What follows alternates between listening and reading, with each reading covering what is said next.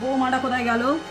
ও বৌমা, বৌমা তুমি শুধু বসে আছো, বসে বসে কি করছো গো? ওইটা দিয়ে ওইটা করতে হবে, ওইখানটা ওইটা।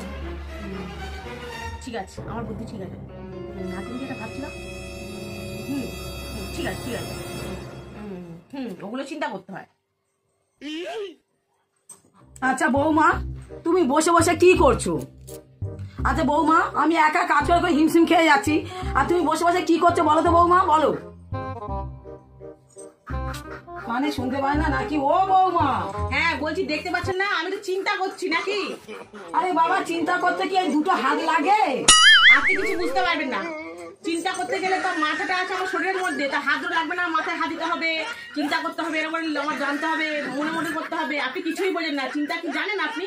আপনি কাজ করছেন, আপনি কাজ করে নিয়ে, আমি কাজটা করতে পারবো না। কাজ করে আমার দ্বারা হবে না, আমি চিন্তা করবো। এই বৌমাদের সঙ্গে কথা বলে পারা যাবে না।